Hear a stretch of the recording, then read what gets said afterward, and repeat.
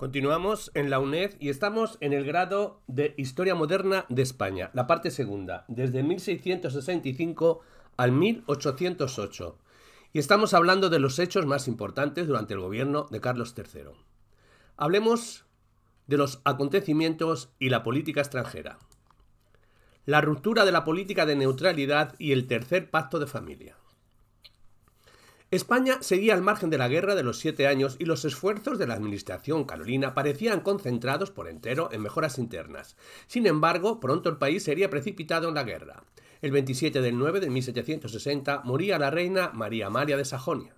Con su muerte, la causa pacifista perdía una aliada fundamental, pues ella había defendido por todos los medios una política de neutralidad y pronto la política española iba a dar un giro de 180 grados, cediendo a las interesadas presiones de Francia. Quedaba atrás el tiempo de la neutralidad en el que Carlos III había ofrecido a Francia y a Inglaterra sus buenos oficios de mediador, a través de su embajador en Madrid, Chaucer. El ministro de Asuntos Exteriores francés llevaba ya largo tiempo presionando sobre el ánimo de Carlos III, por cuyas venas corría sangre francesa y que detestaba a los ingleses. Hasta entonces, Carlos había controlado su anglofobia, consciente del poderío naval inglés. Sabía que en caso de guerra con Inglaterra sería difícil mantener las comunicaciones con las Indias, punto en extremo vital para la economía del reino. Pero la muerte de la reina y los atropellos que los ingleses perpetraban contra España en forma de piratería y contrabando, atropellos que se repetían a pesar de las protestas diplomáticas, no tardaron en decidir a Carlos III, que cedió a las presiones francesas, convencido de que era preciso actuar, si se quería impedir que el equilibrio de fuerzas quedase alterado a favor del imperialismo inglés. Grimaldi se ocupó de preparar al tercer pacto de familia, por el que París y Madrid, en un momento en el que la guerra no remitía, estrechaban firmes lazos de colaboración. Naturalmente, la reacción inglesa no tardó en producirse. El 2 del 1 de 1762, Inglaterra declaraba la guerra a España. En febrero, Francia y España reforzaban su pacto firmado, un tratado de amistad y unión. Hablemos de catástrofe bélica y paz de París. Una nueva relación de fuerzas en el subcontinente americano. En medio de esta compleja situación, Portugal, sin ceder a las presiones hispano-francesas, quiso mantenerse neutral. La respuesta española fue inmediata. Se decidió la invasión de Portugal. Obviamente, esta acción determinó que Portugal se inclinase hacia Inglaterra. Los acontecimientos bélicos se sucedieron. La Habana caía en poder de los ingleses y el 5 de octubre se apoderaban también de Manila. La única compensación, Pedro de Ceballos, capitán general de Buenos Aires, aprovechó la coyuntura para apoderarse en noviembre de Sacramento. Bien pronto España y Francia comprendieron que la continuación de la guerra traería consecuencias aún más catastróficas y dieron comienzo las negociaciones. Así se formó finalmente la Paz de París en 1763. En virtud del documento, España entregaba a Inglaterra la Florida y la bahía de Pensacola, junto a todas las tierras situadas al este y al oeste del Mississippi. Por su parte, Francia salía peor librada, entregaba a los ingleses Nueva Escocia, Canadá, Cabo Bretón, Santo Domingo, el africano río Senegal y además, en forma de compensación, entregaba a España la parte que de la Luisiana le había correspondido. Desastrosa para Francia, la guerra, como se ve, había sido de lamentables resultados para España. Posiblemente fue un error participar en las hostilidades cuando la guerra de los 7 años ya tocaba a su fin. Naturalmente, el fin de las hostilidades dejaba planteados y sin resolver numerosos conflictos. Inglaterra seguía ocupando Gibraltar, pesando en aguas de Terranova en régimen de monopolio. Seguía siendo necesario reconstruir la marina para contener a los ingleses. En cuanto al pacto de familia, debe decirse que la derrota reforzó los lazos de unión entre Francia y España. Los Borbones comprendieron que era fundamental contener el prepotente expansionismo de Inglaterra y a ello dedicaron importantes esfuerzos que preparaban el conflicto de 1783. En suma, se abría un periodo de paz dedicado al rearme. Queda claro que durante este periodo una gran parte del presupuesto del Estado fue desviado hacia intereses militares, restringiéndose, en consecuencia, el presupuesto de numerosos proyectos interesantes para la modernización del país. Una vez más, necesidades de orden estratégico venían a sangrar la economía española. Hablemos de los motines de 1766. La teoría de Pierre Vidal es que son los antecedentes de la Revolución Francesa de 1789 las razones fundamentales, que son económicas, y que no cabe duda que otros factores como el descontento de los privilegiados y el del clero, por la reorganización del excusado, además del regalismo, contribuyeron a favorecer el clima de protesta más o menos espontáneo. Este malestar, tradicionalmente que se ha interpretado por la medida de Esquilache de recortar las capas y los sombreros que ocultaban los delincuentes, y esto desembocó en una campaña contra él, con el decreto del 20 de marzo de 1766. Pero la medida que verdaderamente produjo la explosión general fue la subida del precio de los alimentos, sobre todo el pan, por las malas cosechas debidas a condiciones climáticas que provocaron graves problemas de abastecimiento por falta de grano. La liberalización del comercio de 1765 y la abolición de la tasa del grano realizadas por Esquilache agravaron la situación. Estalló en Madrid, saquearon la casa de Esquilache y Grimaldi. Carlos III huyó a Aranjuez. Allí cedió a los sublevados, se anuló el decreto de capa y sombrero y a rebajar los precios de las subsistencias y a destituir a Esquilache. Motines similares se produjeron en el País Vasco, ambos Castilla, Murcia y Aragón, Extremadura y Andalucía. Consecuencia de los hechos fue la reacción con firmeza. Aranda fue nombrado presidente del Consejo de Castilla con la tarea de restaurar el orden, encontrar a los responsables de los desórdenes. Los motines significaron una afrenta a la monarquía absolutista de Carlos III. El sistema de los gobiernos de Carlos III respetó en lo esencial el antiguo sistema polisinódico de los Austrias basado en los consejos,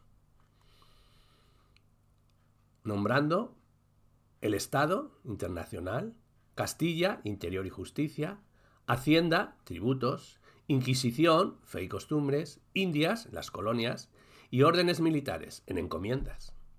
No obstante, restringió sus atribuciones en forma de secretarías de Estado. Este proceso se había iniciado ya en tiempos de Felipe V, pero ahora los secretarios vieron reforzado su papel, alentando el absolutismo real, ya que dependían directamente del rey en detrimento de la colegialidad de los consejos.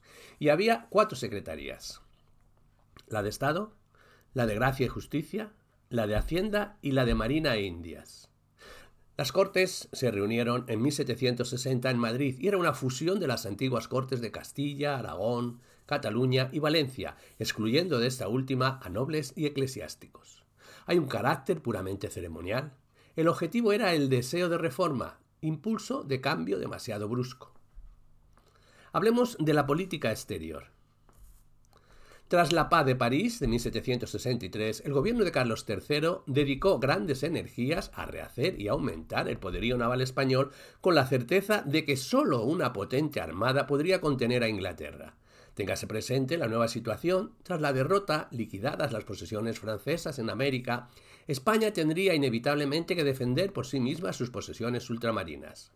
En Plymouth, el mayor astillero británico, unos 4.000 hombres trabajaban para mantener el poderío naval inglés.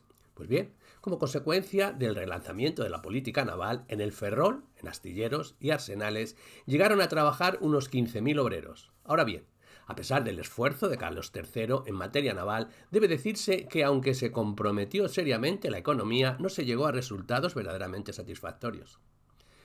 Queda claro que el objetivo central de la política exterior de Carlos III era garantizar el comercio ultramarino y mantener a las Indias a salvo de la avidez británica. Aranda se mostraba belicista e impetuoso, en tanto que Grimaldi, lo mismo que Floridablanca, después se mostraba partidario de la cautela, tratando de mantener la paz. Pero esta, como queda claro, era una paz dedicada al rearme, con grandes inversiones navales y en materia de fortificaciones costeras en ultramar. Por otra parte, la libertad del comercio, decretada en 1778, dio al comercio ultramarino un auge espectacular, al amparo de una armada que estaba ya en mejores condiciones para defenderlo frente a los depredadores ingleses. Hablemos de las relaciones con Portugal. Tras la firma de la Paz de París, las relaciones con Portugal siguieron siendo altamente conflictivas. Portugal había quedado del lado de Inglaterra y además una y otra vez se renovaban las disputas en torno a la línea de demarcación fijada por el Tratado de Tordesillas. Habría que esperar hasta 1777, año en que murió José I, para que se llegase a importantes acuerdos con el país vecino. Carlos III y la independencia de Estados Unidos. 1776 fue el año clave en el que las colonias inglesas en América del Norte declararon su independencia. Fue la primera guerra colonial de la historia moderna, al tiempo que la primera manifestación política violenta de las nuevas ideas contra el antiguo régimen. Todo esto explica las vacilaciones españolas a la hora de apoyar la independencia de Estados Unidos. Carlos III se vio sometido a una doble tensión. Por un lado, el ímpetu de los rebeldes le brinda una inmejorable ocasión de asentar un duro golpe a su majestad británica. Por el otro, era evidente que el ejemplo podía extenderse por resonancia a las posesiones españolas en ultramar. Franklin Lee, Dean y John Hay viajaron intensamente por Francia y España buscando apoyo para su causa, el dinero y armamento.